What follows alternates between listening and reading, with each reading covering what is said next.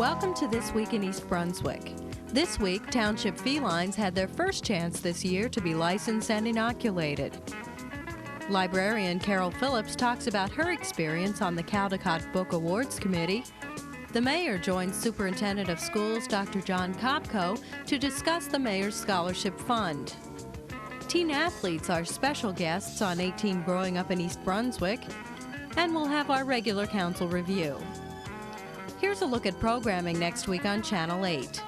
Lenore Kulik starts the week off Monday morning at 10 with aerobics with interval training. That's on Look Great, Feel Great. At 10:30, children's librarian Carol Phillips presents stories about trucks and traveling for preschoolers on Stories from the Library. CPA Gail Rosen is Paul Hansen's guest on You and Your Money, Tuesday evening at 7:30.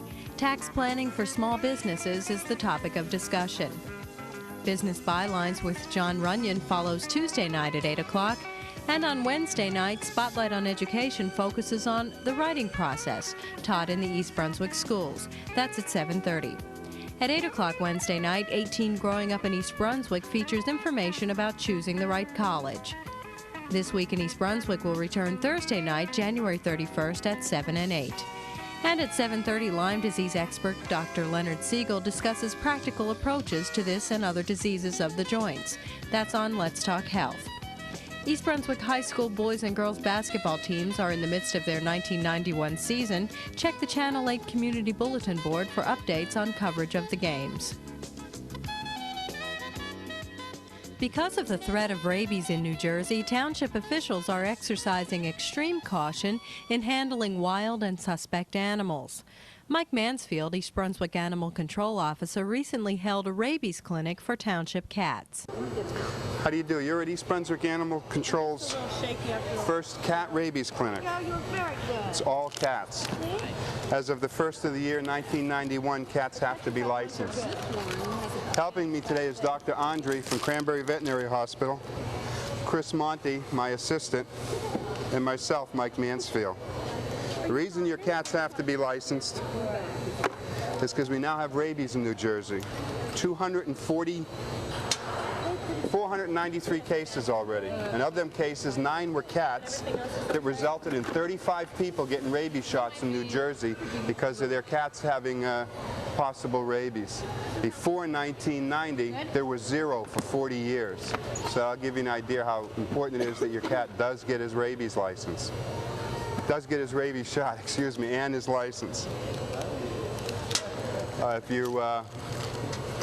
Any of you that didn't show up at this clinic, we're going to have another clinic on February 23rd, same place, Public Works, from 1 to 4 p.m.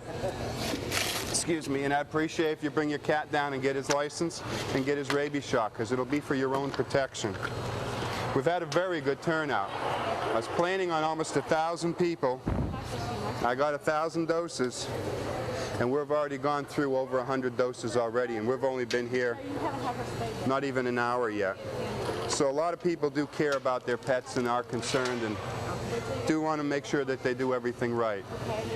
This Saturday's clinic served over 350 cats. But if you missed your chance this week, the next one will be on February 23rd at the Public Works Garage on Harts Lane. Cat licenses are now mandatory in the township and cost $8.20 for altered cats and $11.20 for those felines that are not spayed or neutered. For information on the next free rabies clinic and cat licensing, call 390-6960.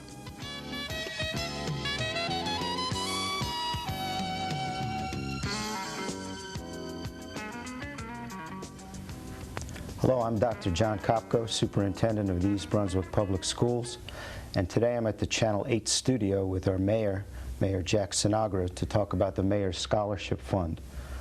The fund will provide 2 scholarships for graduating seniors from East Brunswick High School, one in the amount of $4,000, which will be distributed at the rate of $1,000 per year, and the other scholarship would be a $2,000 scholarship at the rate of $500 a year. They would be given to 2 very, very deserving students. And Jack, I'd like to ask you, why did you initiate such a scholarship fund? Well, the original need after becoming mayor, and one, as you know, John, one of my keen interests was in children. and we started the Latchkey program. And one of the immediate needs we had were for scholarships for that program. The council had been forceful as far as making sure there was a self-sustaining program. So I decided to raise the money for scholarships through my offices. And then I came up with the idea of a golf outing that we go out at Tamarack for a couple hours and sell foursomes and go out and play. And it developed into such a success that we now have enough money to give scholarships at the high school for college. And how much revenue was actually raised? In the 2 years we've had it, we've raised approximately over $8,000. This last year was very successful, despite the fact that you played. Well, certainly the amount of money raised is really a tribute, I think, to you and also to the effort that you put into the program as well, and that's very, very important. I think it says a lot for the community. It really is a community function. We have residents play, we have businesses play, there are some staff that will take a vacation day and play. It's a reasonable amount of money if anybody plays golf to go out. It's a fun morning, and we're all off the course by 12 o'clock. What are the criteria that are going to be used to make the award? Well, obviously academic achievement would be one, demonstrated leadership ability, need, and then an interest and a commitment to going into some sort of government services and community services. And how did you actually determine that criteria? We had input from councilmen. Originally the idea was the council, I would raise the funds and the council would determine how they were spent and given out to protect all of us, that we wouldn't discriminate in any way. And actually the council, I recommended to the council that we now give the criteria to the high school's scholarship committee, and that they actually would pick the participants. Well, Jack, as you've just mentioned, that the high school committee will be selecting the actual recipients for the award based on the criteria that have been established, and we really hope that you'll be able to be with us at the senior awards ceremony on June the 5th to actually make the awards to these deserving students. That'd be great, and I hope that we have a successful year, as I intend to do it as long as I'm in office, and hopefully my successor will continue to do it. I think we'll be able to every year, in fact it's growing, that we'll be able to give more and more money for scholarships, which, as you know, are certainly needed in our community. And before we do close, I'd like to say to you, on behalf of the Board of Education, on behalf of our students, we'd like to extend our sincere thanks and appreciation to you for your support of the school system in general, not only in the scholarship area, but in many other ways. And also a very sincere thank you for caring about the students. Does this mean you're going to play in my foursome again? Definitely. That, I have to say, was an unsuccessful foursome, but we gave it a good try anyway. Well, I can assure the Board of Education that you certainly don't spend a lot of time playing golf. Well, once again, I'd like to thank you for being here and thank you for caring for our students. Cloudy with a few sunny breaks and not as warm tomorrow with a high of 53. You are watching a man have a heart attack. Mom, your breakfast is ready. He's hoping it's nothing, but he knows the signs. Oh, what do we need to be hungry? Hi, gang. Here's your juice, Dad. Oh, thanks, sweetie. Hey, you doing? Yeah, I'm fine. And now is the time he should be getting help. Oh, what's on me later, okay? Yeah.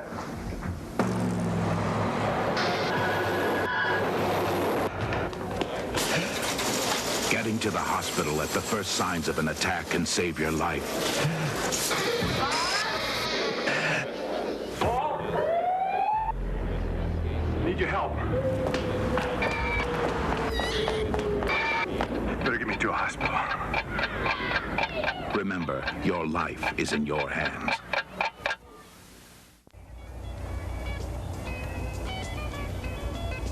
Hello, I'm I'm Sharon Karmazin, Library Director, here today for This Week in East Brunswick.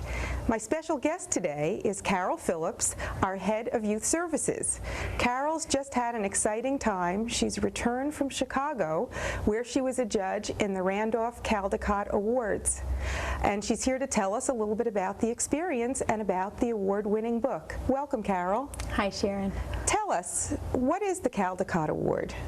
Let's see, the Caldecott Award is a medal that is given out and has been done so since 1938, and it's done under the supervision of the Association for Library Service to Children, which is a division of the American Library Association.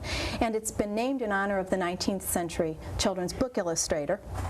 And it's an award that goes to the most distinguished American picture book published during the preceding year. Why do you think it's such an important award?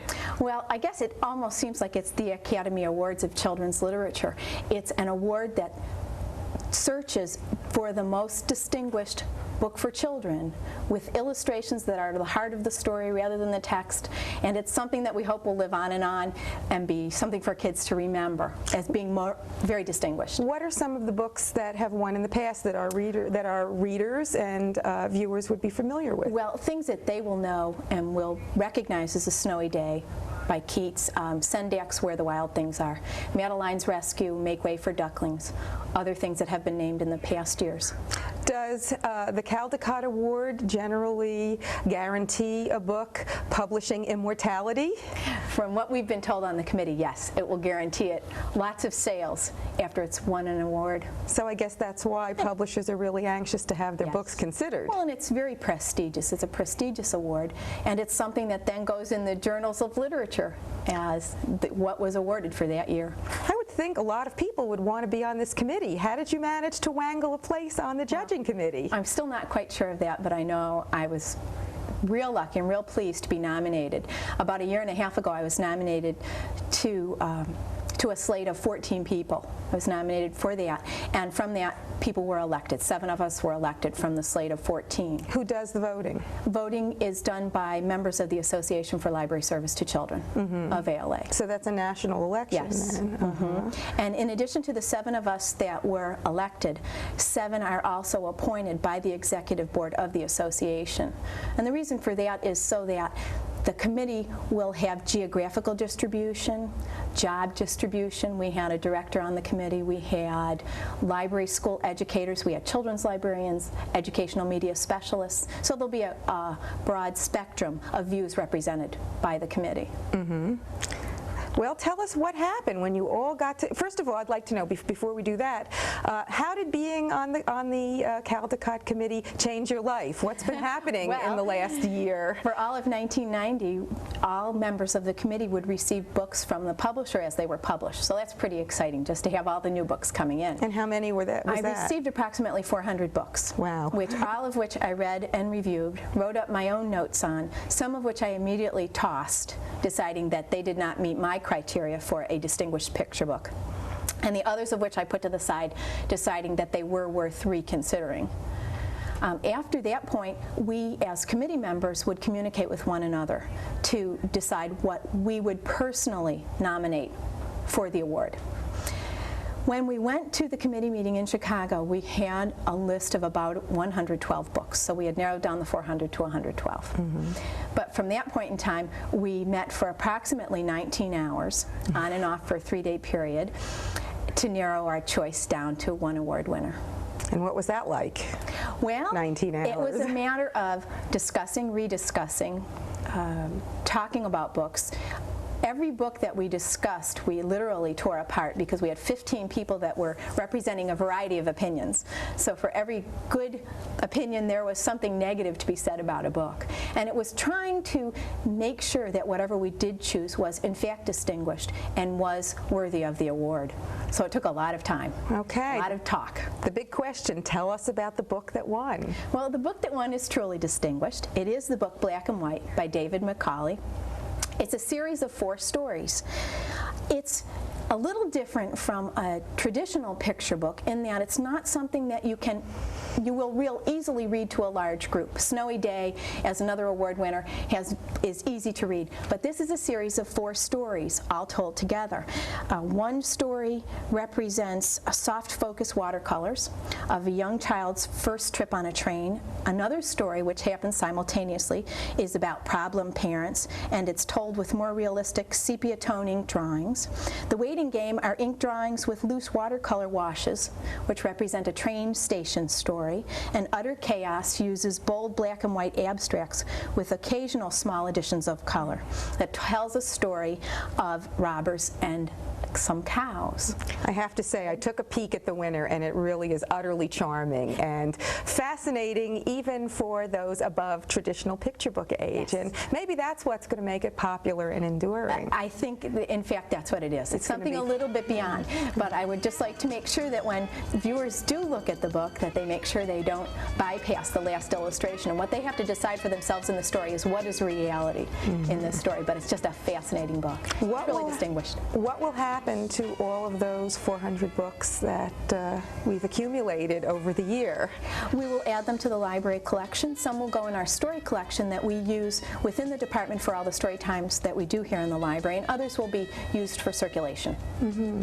And what can people do if they'd like to see Black and White, the Caldecott winner? We will have copies available to circulate, and we will keep one reference copy that won't circulate, so if anyone wants to come in and see it, they'll be assured of being able to find one. Great. Thanks, Carol, for being with me. This is Sharon Karmazin for This Week in East Brunswick. Until next time.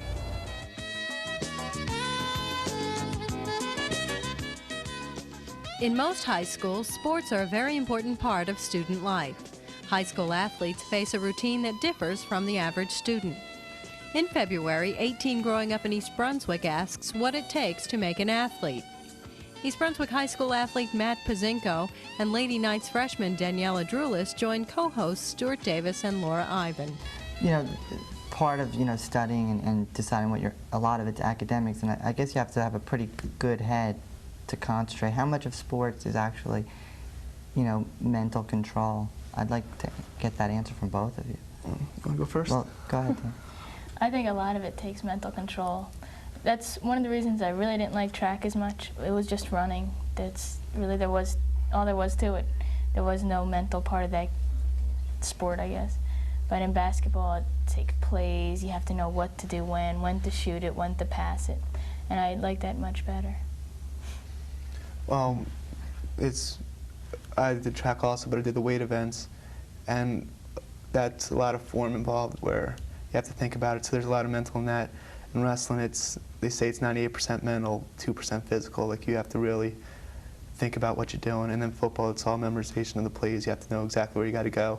And there's a lot of thinking on your feet, because if the guy's not there, you have to adjust your play to do something else. So there's a lot of mental involved in all 3 of the sports. And it carries over to the academics also, because it just disciplines you for it. Right. But I mean, what about staying focused? The actual mind over, over staying focused in what you're doing. That's what I mean. Like staying fit. It's really hard, especially when you're at those away games, when they have all the fans. I mean, yelling, taking a foul shot, and everyone's screaming and making noises and moving. And it's really rough at the away games. But I think all you have to do is just concentrate on what's going on directly around you on the court and try to block everything out. That's one of the hardest aspects of away games. Does your coach spend time working on your psyche in that respect? Yeah, she does. When we take our foul shots, she'll keep talking to us, try to make us block her out in a way. But she tries to work on that with us a lot. How about you, W? I didn't have much, because with wrestling, you have to be thinking about that opponent all the time, or else pretty intense, right? You're going to get beat. I mean, it's really easy, for me, it's really easy to block out the crowds, because I just get so involved in the competition that I don't even notice that they're there. Like, people up in the stands say, "Did you hear me screaming?" It's like, I don't hear anything out there. Right. And it's just, you block everything out easily. What do you think was the best part of your sports career, and what was the most memorable moment or specific time when you did really well? Well, last year I had a couple good wrestling matches where I came out at the end to beat the guys to win the match for us. But I guess of the 3 years, beating Edison in this year, because they came in ranked #1 in the county and everything, I thought we pommeled them and really did a really good job. Yeah. In football. Do you like team or individual better? I kind of like the team better, just because football is a team sport and I enjoy that. The individual, it's good because when you win, you have no one else that can take the credit away from you. You're the one who won. But also, if you lose, you're the one who lost. There's nothing, you can't blame it on somebody else. Do you guys as athletes, you must be exposed, and this is something that's been in the news a lot, to drugs, as far as, drugs to help performance. There's a lot out there now, I imagine, not just steroids, but there's I've been reading about all different things. Do you know much, Danielle, as a college athlete, what do you know or learn about that? The NCAA, the division that we're in, they are always checking up. Every week you have to go for tests. Everyone on the team gets this done every week or so. And they're always keeping track. It's really hard if you do drugs. It's really hard to sneak it in, because 90% of your time is with the team and doing things, as a group. So you really have to find the time for it and to try to sneak it around the surprise tests.